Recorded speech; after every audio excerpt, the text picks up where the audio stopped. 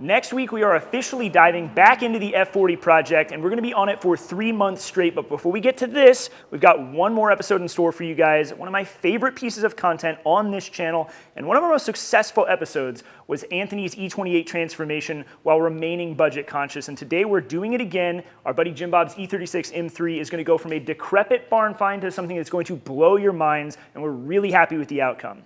One final thing, I want to thank you guys for the support on our apparel drop last week. We've got a little bit of F40 stuff left. You guys bought all of our crew shirts. You bought most of the hoodies. There's a few sizes left if you want one. If you want to support the channel, go snag some of these shirts before they are gone. We're not going to remake them as always. Thank you guys for the support. Now let's get into it. For better or worse, this is what an $8,000 E36 M3 looks like in 2025. When I got into these cars, $8,000 was top of the market, but now it buys you a car with toasted paint and in need of a lot of work. In the time that Jim Bob has owned this car, we've had to replace and rebuild the engine, as well as redoing all of the suspension underneath this thing. But thanks to a cheap donor engine and us donating our time in the shop, it really hasn't broken the bank yet. Given that this car only has 100,000 miles on the chassis and it's rust-free, it feels worth putting the effort, time, and money into. E36 M3s are fantastic cars, and they're not going to make any more of them, and they're not going to get any cheaper, so we figured why not dive in and build Jim Bob's dream E36. And that dream begins with a set of wheels. Any BMW fanatics out there will be immediately familiar with what's wrapped inside of this bubble wrap. But if you aren't, let me tell you a little bit about a historic tuner called AC Schnitzer. Founded in 1987, AC Schnitzer built their name around tuning and modifying BMWs. The hallmark of the brand is body kits, and in this case, 3-piece wheels. And what we have here are a set of centers from an original set of ACS Type 1s. But given that we only have centers, we've got to do some measurements and spec them for rim halves for a custom build. So the good news is that all 4 centers are exactly the same. They have the same offset and back pad, which means our life is a little bit easier. We don't have to build 2 different pairs of wheels, given the fact that we want to build a square wheel setup. So this means that all 4 wheels can be identical. We'll order 4 the same lips, 4 the same barrels, and that way the wheels and tires can get rotated. It takes out a lot of variables. All of these flange heights are exactly the same, so this is going to be a really simple set to figure out what they need to be and to draw up. Some of you are undoubtedly wondering why we bought centers instead of complete wheels, and that's a 2-part answer. On one hand, classic ACS wheels in complete form can fetch as much as $6,000 a set. These things are wildly collectible because they are such a cool part of BMW history, and they look good on pretty much anything from the 90s. By buying just centers, Jim Bob saved a ton of money and got a really cool set of wheels for a good price. On the other hand, we want these wheels to fit this E36 M3 perfectly. And that means by starting with just centers, we can buy rim halves that fit this car exactly the way that we want. And that's why we're going to put the centers on the car and measure everything out. The tool that I'm using here is just an adjustable square. I know it looks fancy, but it's an oversized one from Fireball Tool that I normally use for fabrication. In this case, it's going to tell me exactly how much lip we can run until we run into the fender, and it's going to tell us how much barrel to run before we hit the inner spring. With some rough math and knowing that Jim Bob does not want a set of wheels that is too aggressive, we're going to go with a 2-inch outer lip. It'll clear the factory arch, it won't require any crazy stretch tires, and it'll allow him to run a decently sized tire.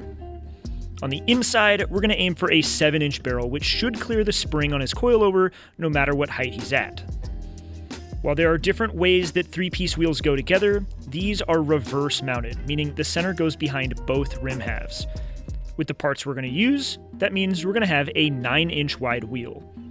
So, how do we go about getting these parts? Well, that's why we turned to SRR Hardware. They're based in the UK, but given the breadth of their catalog, they are undoubtedly the place to go to for parts like this, no matter what kind of wheels you're building. So, we ordered some parts up, and then we had to wait. About a week later, 2 big boxes showed up, one with 4 lips and one with 4 barrels. The lips arrived with a mirror polish finish, while the barrels have a beautiful spun and brushed finish, and it's going to make these wheels look gorgeous inside and out.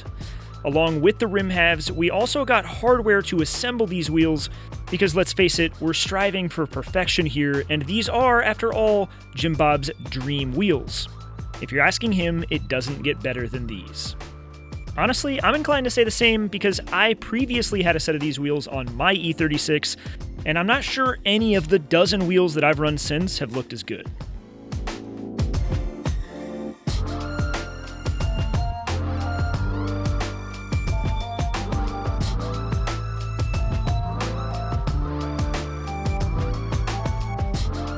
Anyone who's built a set of three-piece wheels knows how time-consuming it can be, so I was appreciative that Khalil came over from next door at Lightbow to lend a hand and get these wheels built in a hurry. Now let's talk about some of the details. Everyone's going to have their own opinion on how to build three-piece wheels, but I'll give you my rules. 1, I like to use Loctite. Some people forbid it, others insist on it. In our case, a drop of blue Loctite on every bolt and nut is going to do the trick. I tend to torque these down to 14 pound-feet of torque, and as always, I tighten all of the hardware in a star pattern.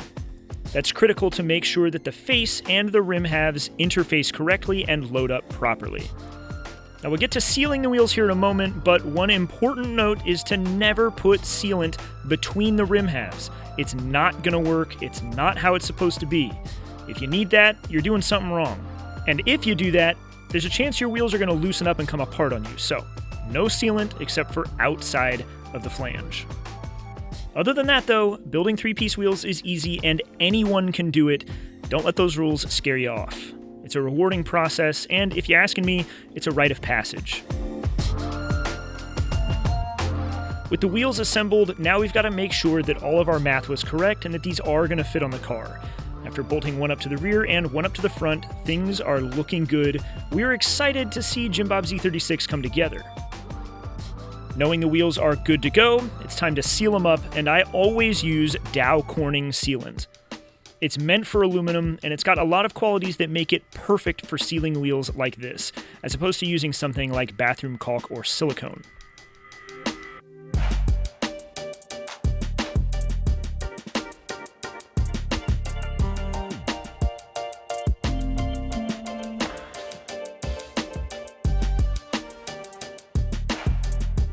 After the sealant's been smoothed out, I always pull the tape off immediately. It's important not to let the sealant cure, or you're just going to break your seal and have a leaky wheel after the fact.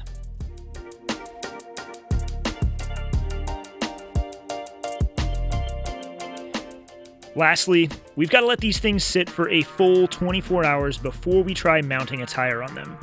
Any sooner and that seal can get damaged through the tire mounting process, and again, we'll have leaks. Now, if one E36 wasn't enough, this episode is going to be cool because we're building 2 of them.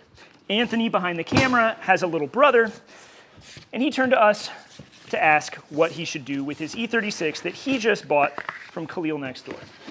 And I'm going to be honest, I applied some peer pressure, and the result means for a 20-year-old, he's about to have the single coolest E36 ever because I've convinced him to run some fully polished BBS LMs.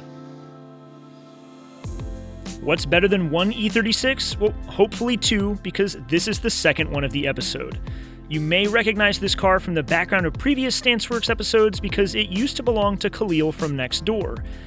He bought this 328 coupe as an automatic a couple of years ago, and over the years went through the process of converting it to a 5-speed manual.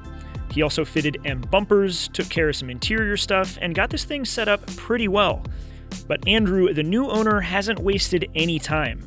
He's gone through and not only bought wheels, but a GT-style wing, a front lip, and lots of little accessories, and of course, these LMs. It helps that he's got some guidance from us to help get this E36 going in the right direction style-wise, and that's why I say, as a 20-year-old with his first modified car ever, this thing is going to be incredible.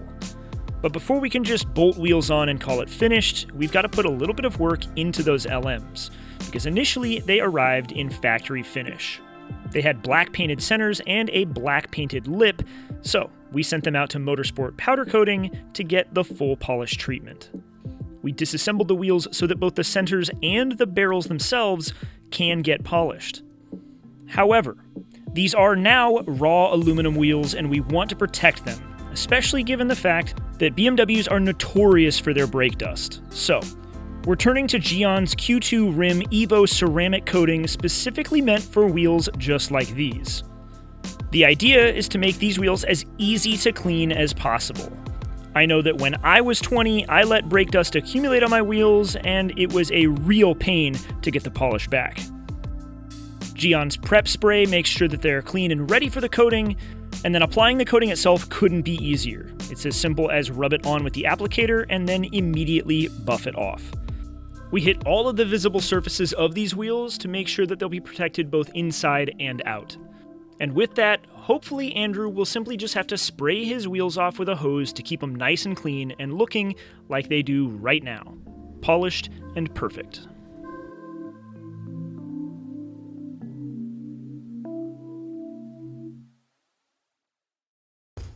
As said, these wheels also need to be assembled, but I'm going to save you guys the lengthy montage and get it done in a hurry. I too am eager to see tires mounted on these wheels and everything bolted onto these two beautiful E36s. On that note though, the AC Schnitzers have had enough time to have their seals cure, and our buddy Eric from Rocco's Wheel and Tire has showed up to get these tires mounted. We've got a set of Falcons for both of these sets of wheels, one set of RT660 Pluses, and one set of RT615K Pluses. The 660s, being a much more aggressive tire, are going to go on Jim Bob's AC Schnitzers. He's not driving this car every single day. But on the other hand, we decided to go a little bit more tame when it comes to Andrew's E36, given it's his only car.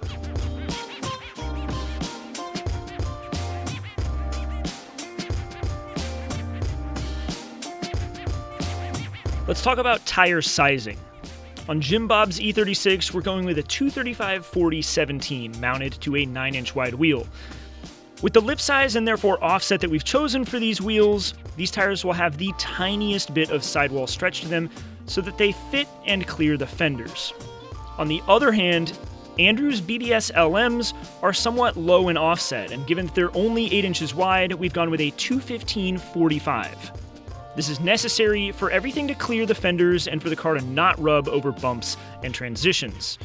If a 215 sounds a little slim for an E36, well, keep in mind Andrew's car is a 328, not an M3. It's going to have plenty of traction, especially given the fact that these RT615s are still super sticky.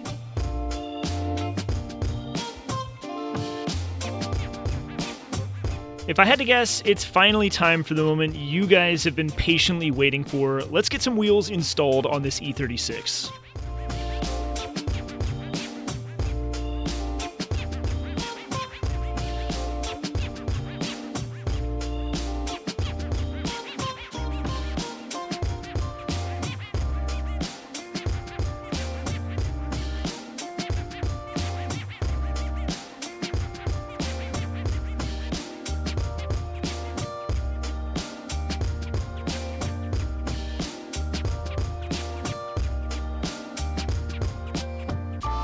The only thing we have to change in order for these wheels to fit is to adjust the front camber on the camber plates.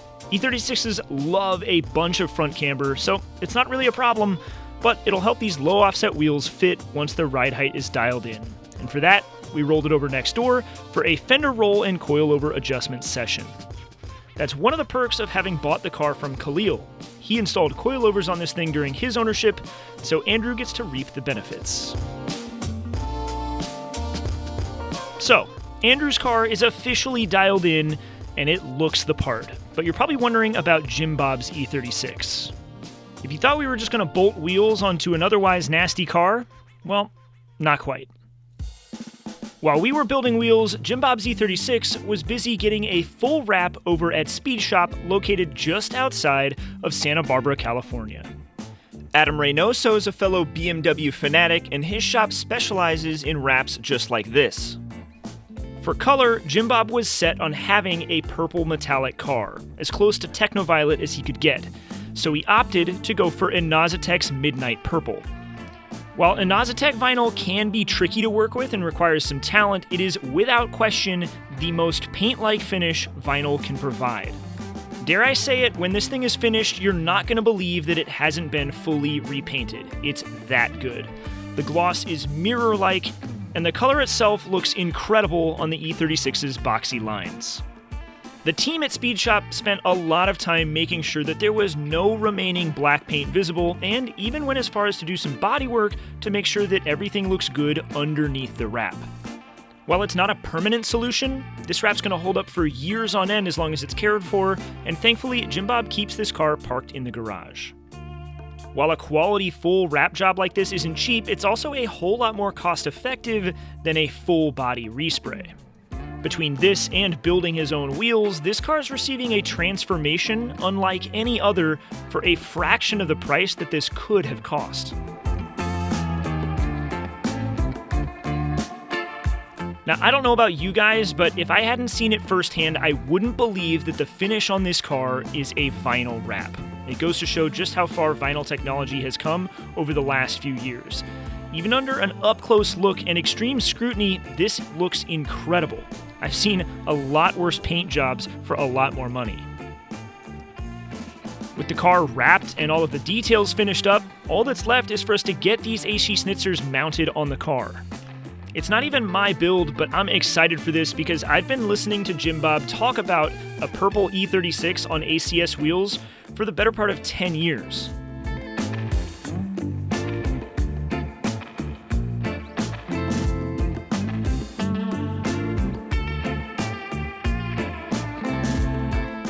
At this point, I'm eager to see these cars outside of the shop and on full display. So let's see how they turned out.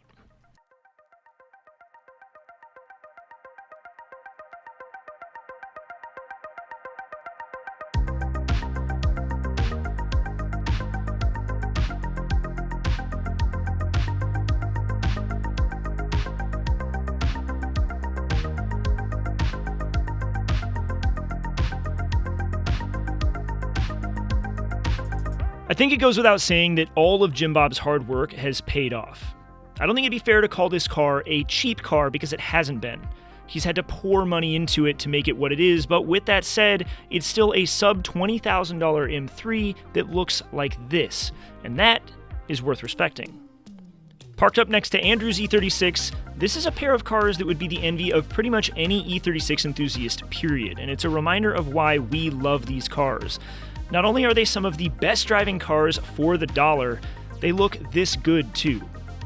Not to mention, this is a powerhouse duo of vintage wheels.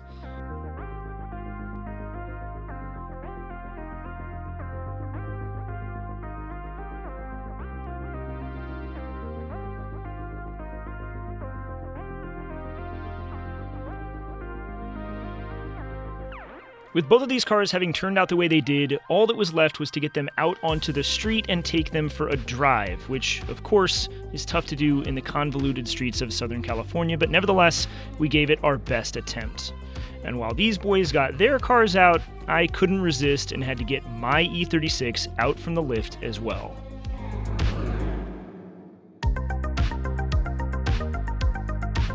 This may not be your standard StanceWorks episode, but this is what we like to do in our spare time or on the weekends. This is how we got into these cars, and in ways, it's what drives us to do what we do. It doesn't always have to be crazy engine swaps or a tube chassis F40.